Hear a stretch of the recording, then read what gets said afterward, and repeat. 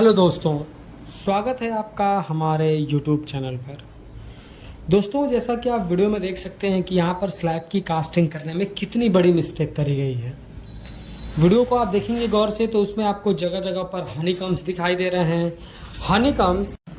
हनीकम्स के थ्रू आप देख सकते हैं कि जो अंदर सरिया यूज हुआ था स्लैब की कास्टिंग करने में, वो सरिया भी बिल्कुल आपको अच्छी तरीके से विजिबल हो रहा है।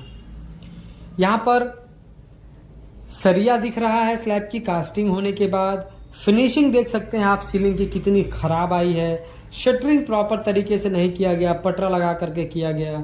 अब इसमें प्लास्टर का एडिशनल खर्च भी आएगा और स्लैब टूट कर गिर भी सकता है।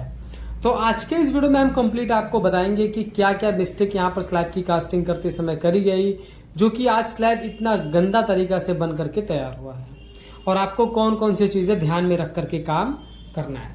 सबसे पहले जो वीडियो में दिखाया गया आपको, जैसा आप देख सकते हैं कि सरिया दिख रहा है। तो सरिया दिखने का सिंपल मतलब ये है कि अब ये जो सरिया दिख रहा है, अब ये सरिया मॉइस्चर के कंटेंट में आकर धीरे धीरे इस पे जंग लगना स्टार्ट हो गया। आप वीडियो में देख सकते हैं कि जो सरिया दिखाया जा रहा है उसमें जंग लग चुका है। अब होगा ये कि जंग लगने की वजह से धीरे धीरे जो ये आपका सरिया है ये जंग खाकर नीचे की तरफ गिरेगा। नीचे की जो सीलिंग है, जो कंक्रीट है, वो नीचे की तरफ गिर जाएगी। जैसे कि आपको इमेज में दिखाया जा रहा है, कुछ इस तरीके से आपका नुकसान हो सकता है और ये जान माल का भी नुकसान हो सकता है। ऐसा दोस्तों तब होता है जब स्लैब की कास्टिंग कराई जाती है। तो स्लैब की कास्टिंग कराते समय जो ये आपको कवर ब्लॉक दिखाया जा रहा है, ये कवर ब्लॉक नहीं लगाया जाता है। अब देखिए, जनरली कवर ब्लॉक का काम क्या होता है। कवर ब्लॉक जनरली हम 20 से 25 mm का यूज करते हैं, क्योंकि जो हम गिट्टी यूज कर रहे हैं स्लैब की कास्टिंग में वो 15-20 mm की ही होती है। तो हमारा मेन मोटो ये होता है कि हम जो 25 mm का कवर ब्लॉक कर रहे हैं, यूज कर रहे हैं, हमारा एक लेयर 1 इंच का कंक्रीट हमारे सरिया के नीचे भी हो, यानी हमारा सरिया कंक्रीट के नीचे से कम 1 इंच ऊपर हो। उसका फायदा ये मिलता है कि जब कंक्रीट के बीच में आपका सरिया होता है तो उस पर जंग नहीं लगता है, और जंग जब उस पर नहीं लगेगा तो वो सरिया आपका लाखों लाख चलता रहेगा और वर्ष दर वर्ष वो टिका रहेगा। लेकिन जब सरिया दिख जाता है तो वो लाखों रुपए का भी सरिया होगा, जब उसमें जंग लगने लगेगा तो वो सरिया टूट करके गिरने लगेगा और पूरी की पूरी सीलिंग गिर सकती है। तो यहाँ पर ये मिस्टेक करी गई कि कवर ब्लॉक यूज नहीं किया गया। दूसरा आप देख सकते हैं, आपको बताया गया कि इसकी फिनिशिंग बहुत ही गंदी आई है।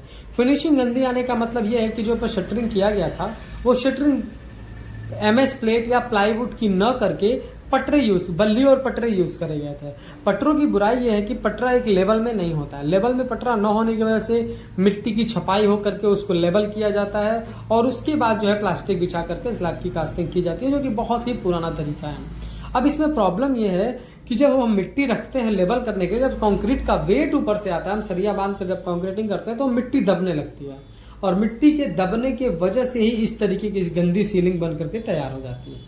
अब देखिए, इसमें ढेर सारे आपको हनीकम्स भी दिखाई दे रहे होंगे। अब आपको समझ में ये आ रहा होगा कि कोई बात नहीं, ये जो नीचे का हमारा फ्लो जो गंदा दिख रहा है सीलिंग, हम इस पर प्लास्टर कर देंगे तो हमारा सरिया भी ढक जाएगा। ऐसा नहीं है। आप प्लास्टर से सरिया को ढक देंगे, लेकिन प्लास्टर के अंदर भी पानी एब्जॉर्ब होता है और हमारा जो कंक्रीट होता है वो पानी बहुत कम एब्जॉर्ब करता है। इसीलिए हमारा सरिया कम जंग खाता है कंक्रीट के अंदर रहने के बावजूद। और अगर प्लास्टर से ढक देंगे तो प्लास्टर ठीक ठाक पानी को एब्जॉर्ब करता है और वो मॉइस्चर पहुंचाता रहेगा, तो इससे जो है आपका खराब हो सकता है। अब आपको शटरिंग स्लैब की कास्टिंग कैसे करनी है शटरिंग के लिए, जैसा आप वीडियो में देख रहे हैं, यहाँ पर जो स्लैब की कास्टिंग करी गई थी ये MS प्लेट और प्लाईवुड का यूज करके शटरिंग किया गया था और स्लैब की कास्टिंग करी गई थी।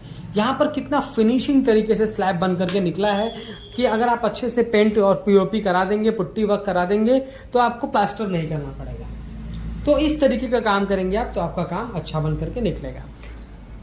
उसके बाद तीसरा प्रॉब्लम यह है कि आपको जो है ढेर सारे हनीकॉम्स दिख रहे हैं। हनीकॉम्स दिखने का मतलब है कि जब भी कंक्रीटिंग करी जाती है तो कंक्रीट के बीच में ढेर सारे एयर वॉइड्स होते हैं। उन एयर वॉइड्स को निकालने के लिए, कंक्रीट को अच्छी तरीके से कॉम्पैक्ट करके अपने पोजीशन पे डालने के लिए हमें वाइब्रेटर का यूज करना होता है, पर यहाँ पर वाइब्रेटर भी यूज नहीं करा गया, जिसकी वजह से आप देख सकते हैं ढेर सारे आपको हनीकॉम्स दिखाए गए हैं। और ये जो स्लैब है, इस स्लैब की जो थिकनेस है वो 3 इंच रखी गई है। जब क्लाइंट से पूछा गया कि क्यों इस 3 इंच रखा गया, तो उसने ये कहा कि हमारी सबसे ऊपर की स्लैब है और हमको बहुत ज़्यादा इस पे वेट नहीं डालना था। पर ये बिल्कुल गलत तरीका है। आपको किसी भी RCC मेंबर पे अगर आप स्लैब डाल रहे हैं, चाहे वो रेसिडेंशियल हो, चाहे कमर्शियल हो, उसके लिए जो हमारा IS कोड कहता है, IS कोड ये कहता है कि कम से कम हमको 100 mm तो होनी चाहिए स्लैब की कास्टिंग, इससे पतला तो थिकनेस नहीं होना चाहिए। ये भी बहुत सारे रेयर केस में देखी जाती है, वरना कम से कम 125 mm 5 इंच तो रखना ही रखना होता है। तो यहाँ पर ये सारी मिस्टेक करी गई थी। वीडियो पसंद आया हो तो प्लीज़ वीडियो को लाइक कर दें, और अगर चैनल पर नए हैं, कंस्ट्रक्शन से रिलेटेड ऐसे ही इन्फॉर्मेटिव वीडियोज़ इन फ्यूचर देखना चाहते हैं तो प्लीज़ चैनल को सब्सक्राइब करके बेल नोटिफिकेशन को ऑल पर प्रेस कर दें। Thank you.